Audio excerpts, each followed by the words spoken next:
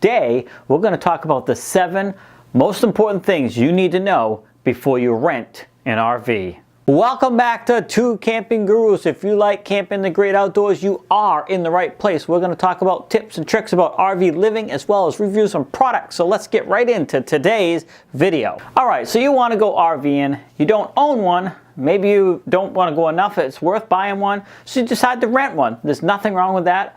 We have done it ourselves several times over the years before or in between RVs when we didn't have one. It's a great way to get out there, especially if you just want to test out to see if you like RV life, is to rent one. But there are some important things you need to know before you head off with that rental RV. So in no particular order, here are 7 things I think are very important that you need to know before you head out with a rental RV. One of those important things is to know what is included in your rental. And what I mean by that, not like the utensils and stuff like that inside. That's relatively easy to find out. Most of the time you bring that stuff yourself.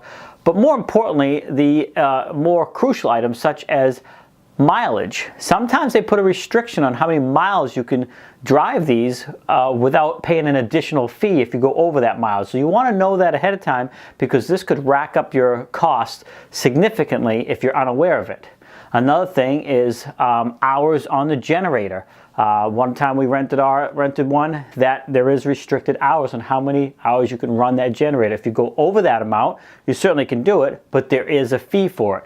And so you want to note how many hours are currently on it so you know ahead of time. Make sure that's on the paperwork so it's all clear in the contract. Typically, fuel obviously is not included. However, you want to know if it has a full tank. If it has a full tank, most likely you need to bring it back with a full tank.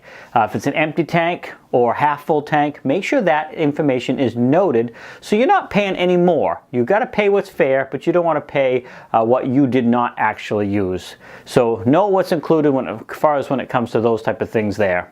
Number 2 is, I think, very, very important, and you want to do a pre-trip inspection with the sales associate. You want to walk around the unit, note any damage, take pictures if it's extensive, or even if it's not. I mean, we all have cell phones in our pockets for the most part today. It's good to note all that ahead of time. Go inside. Is everything operating correctly? Hopefully they will do a walkthrough with you anyways and show you how some of the features work. They should, and if they don't, you might want to ask if you're not familiar with RV lifestyle and using some of the components that they have, like slide outs and things like that. But make sure all these things work properly. And if something doesn't, make sure it's noted on the contract. So again, you're not the one making the payment for that repair when you come back and tell them, hey, this didn't work from the beginning.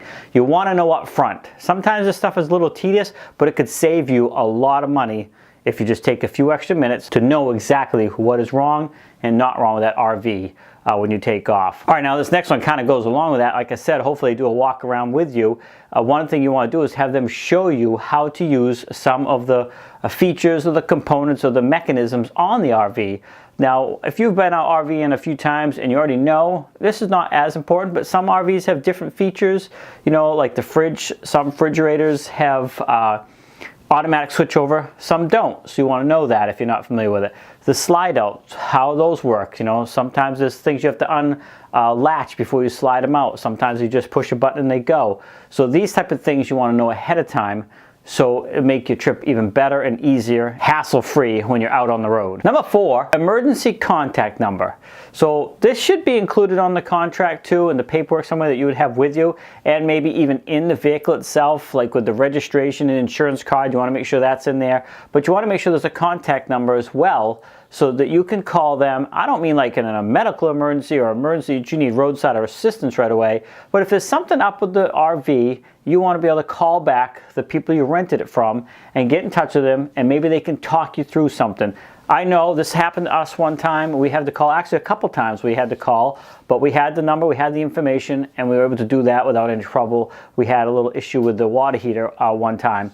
So it was good to know that we could just call them and, you know, they walked us through it and it was no problem. To go along with that, make sure there's an after hours number available as well. So if you're, you know, if it's 7 o'clock at night, you're just pulling into a campground possibly somewhere and there's an issue, you want to be able to reach somebody. Most good rental companies will give you a contact number for after hours as well. So make sure you have that stuff readily available with you in the RV before you take off. So another number 5 is security deposit. Is there a security deposit needed to take the RV out?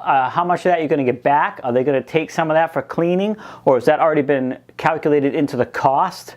So again, you know, this is kind of goes along with knowing the cost, but sometimes a security deposit is looked at a little bit differently. So you want to make sure you take the time and say, is any of this amount going towards the security deposit to make sure it comes back undamaged or not? Just know ahead of time, so you'll know when you get back if you're going to get that whole amount back if you return it in the same way, or is some of that going to be going towards cleaning or those type of things.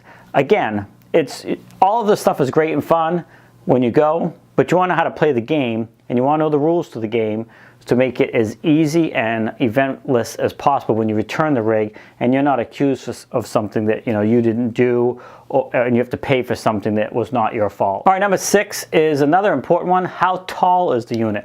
Now, most of the places we go today, you have no problem with heights of these RVs. They're typically lower than any of your trailer trucks and stuff. However, there are roads out there with height restrictions, with bridge heights that are really low, and it's a good thing to know right up front. Now, I know like rental box trucks and stuff like that, if you look in your side mirror, sometimes they have the height written on the side of the unit and you're looking at it in the mirror. That's not the case typically with RVs, but it's good to know. So find out how tall it is, make sure you have that written somewhere, and just make a mental note in the back of your heads when you're driving. If you're in an area that doesn't seem kind of right, make sure you know if you're going to make it underneath a structure or whatever it is. I mean, there's a YouTube channel out there about a short bridge. You can see many RVs go underneath this thing and take the ACs right off the rig. So, it sounds like a silly thing to check, but these type of things happen all the time. So know the height so you don't get yourself into a situation and ruin your trip. We work hard to take these vacations. You don't want to have it ruined because of something simple that could have been avoided if you just knew the information ahead of time. And last on the list, hopefully, if you have an issue, it's minor and you can deal with it yourself, but something that will help you with that is the manuals to the rig. Lots of times there's a pretty thick manual that goes to the living space itself that might include the microwave, the stove, and the water heater and all that stuff. And these reference manuals are very valuable for minor stuff, little things that you might have to look up, or even how to operate something that maybe you forgot after you did the walkthrough, because some of these things have a lot of different features and you might forget. They give you kind of an overview, but when you hit out on the road, you're all excited and you forget, it's like, how do I do that? If you know the manual's in there with you, you can reference that manual, find out how to operate something, and continue on your trip and make your trip as best it can possibly be. Okay, so I know this list is not all inclusive, but these are 7 very important things that I think you want to make sure you know the answers to or have discussed before you rent an RV. Hopefully you found this video helpful, if not at least entertaining. Don't forget, when you head out, you want to do a pre-trip inspection anyways, so most likely you're going to bring this rig home, start packing it with your essentials. You want to walk around this rig yourself one more time before you head out on the road. If you click on the link down in the description, it's a pretripchecklist.gr8.com, that you can download my free checklist and a little ebook about RVing, and make sure you do that walk around yourself before you leave your driveway to make sure you and your rig are as ready as they possibly can be to hit the road to ensure you're going to have the best camping trip you possibly can. Alright, I'm glad you made it to the end of the video. I hope you found the information helpful, useful. If nothing else, maybe you were at least entertained. But if you did like what you saw, please hit that like button. Don't forget to hit subscribe, hit the bell icon so you'll be notified every time a video comes out. We'll also put a video up here that might be recommended for you to watch, and one over here that was last uploaded. If you want to subscribe to the channel quick and easy, you can always hit that subscribe button right down there in the corner. Thanks again, have a great day, and happy camping.